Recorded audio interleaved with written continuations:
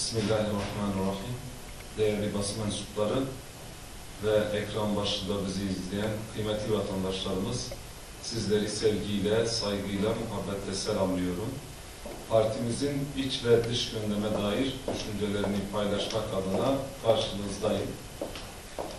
Evet, kaç gündür sahada geziyoruz, dolaşıyoruz.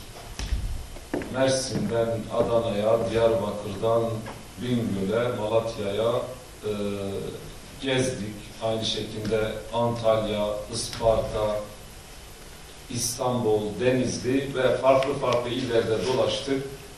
Hatay ilimizi dolaştık. Buradaki sorun, sıkıntıları tek tek not ettik. Çünkü bizim derdimiz, bizim siyasetimiz bu memlekete hizmet etmektir.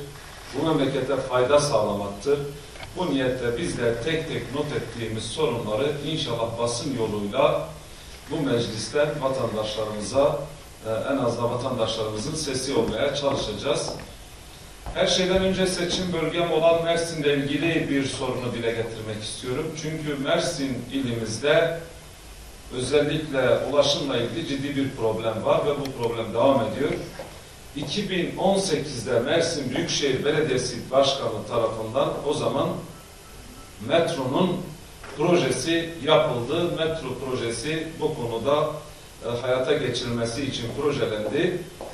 2019'da Sayın Cumhurbaşkanı tarafından bu proje programı alındı. 2021'de ise bu metro projesi ihaleye çıkarıldı.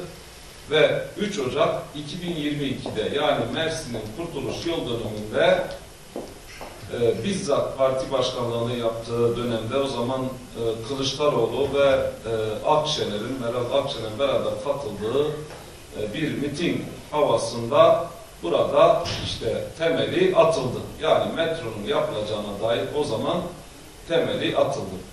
Ancak şu an 2025'teyiz ve halen bu proje hayata geçirilmemiş. Burada çalışmalar yapılmıyor.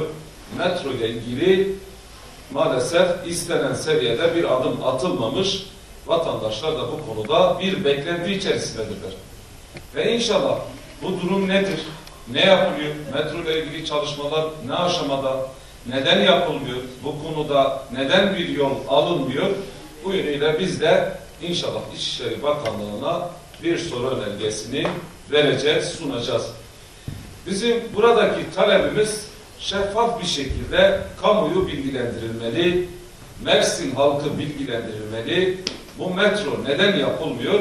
Net bir şekilde, şeffaf bir şekilde vatandaşlarımız bilgilendirilmelidir.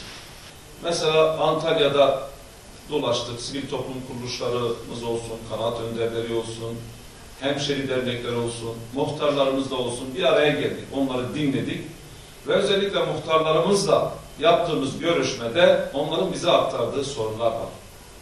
Biz de bugün bu vesileyle o muhtarlarımızın sesini meclise taşımak istiyoruz ve onların sesi olmaya çalışacağız.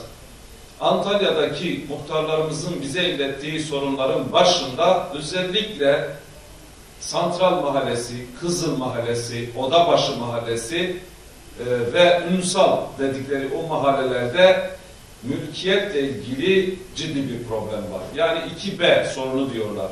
İşte orman vasfını yitirmiş o meskenlerle ilgili problemleri var. Bu konuda o problemlerden kaynaklı ciddi kaos oluşmuş. Yani bu sorunun çözülmesini istiyorlar. O evlerinden kalan, daha önce geçmişte evlerinde kalan vatandaşlara yönelik bu tıkanıklığı çözecek bir düzenleme yapılması lazım. Yani orada bir mağduriyet var ve bu mağduriyetin giderilmesi lazım.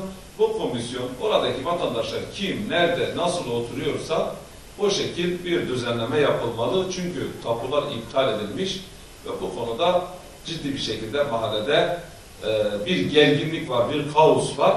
Bu sorunun giderilmesi için her şeyden önce bu tapular uygun bir şekilde iade edilmeli ve bu mağduriyetler giderilmelidir. Bu en önemli problemlerinden bir tanesi. Bununla birlikte muhtarlarımızın bize aktardığı bir diğer sorun 4-6 yaş Kur'an kursu öğrencilerine yönelik ciddi bir ücretin talep edildiği ve ücretin çok yüksek miktarda olduğuna dair şikayetler var. Bugün evet diyoruz, bir ahlak krizi var ve bu ahlak krizini çözecek yegane çözüm de Kur'an'ın ahlakıdır. Aziz İslam'ın ahlakıdır. Bundan dolayı bu ahlakın, yani Kur'an ahlakının, yani Kur'an kurslarının ücretsiz olması gerekiyor. Bu çocuklarımızın orada ücretsiz bir şekilde bu eğitimi alması gerekiyor. Ve maalesef bu ücret yüksek olduğundan dolayı bazı aileler çocuklarını kursa gönderemiyorlar. Bu problemin çözülmesi için de inşallah bu muhtarlarımızın da sesi bu vesileyle duyulmuş olacak. Kepez ilçesinin Kuzey Yaka mahallesinde elektrik kablolarının yerin altına alınmasına yönelik talepleri vardı muhtarlarımızın. Ayanoğlu mahallesinde aydınlatma ile ilgili bir problem var. Gece olunca zifiri karanlık oluyor. Ve sebebi de buradaki trafoların yetersiz olduğundan kaynaklıdır. Bu trafolar yetersiz olduğundan dolayı abonelik konusunda da ciddi problemler var. Yani her şeyden önce ya bu trafolar güçlendirilmeli, kapasiteleri artırılmalı ya da alternatif trafolar bu mahalleye getirilmeli ve bu gecenin karanlığı, zifiri karanlıkların sorunu çözülmeli. O sokaklar, o mahalleler aydınlanmalıdır. Bununla birlikte Fevzi Çakmak Mahallesi ve Göçerler Mahallesi'nde okul yetersizliği ile ilgili bize problemler aktarıldı. Yani burada daha önce depreme dayanıksızdırlar diye bazı okullar yıkılmış, ancak bu konuda okul yetersizliğine bağlı olarak bizim çocuklarımız da farklı mahallelerde okullara gitmek zorunda kalıyorlar. Her şeyden önce buradaki okullar yapılmalı.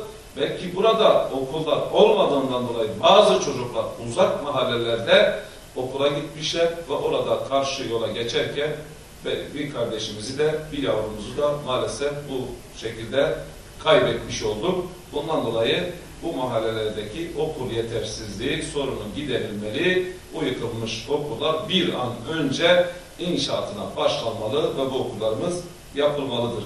Genel olarak tüm illerin ortak bir sorun şeklinde bize aktardıkları bir sorun var.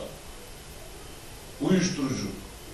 Maalesef nerede sivil toplum kuruluşları olsun, mahalle muhtarları olsun, halk esnaf buluşmaları olsun, kurumlarla yaptığımız görüşmeler olsun, maalesef en başta birinci sırada gelen sorunların başında uyuşturucu illeti. Uyuşturucu illeti gençlerimizi elimizden almaktadır. Bununla birlikte maalesef şu an yasal bir düzenlenme gerekiyor. İnşallah biz bunun üzerine çalışacağız. Bugün uyuşturucuya bulaşmış bağımlı kendisi isterse tedavi olabiliyor. Kendi isteğine bağlanmış. Biz diyoruz hayır, uyuşturucuya bulaşmış bir bağımlı kendi isteğine bakılmaksızın tedavi olmak zorunda olmalı. Yani tedavisi zorunlu olmalı, bir şekil tedavisi yapılmalı. Tabii bunlar bir yere kadar çözümdür. Asıl çözüm bataklığı kurutmaktır. Asıl çözüm uyuşturucu baronları, uyuşturucu dağıtıcıları, uyuşturucu üreticileriyle mücadele etmektir.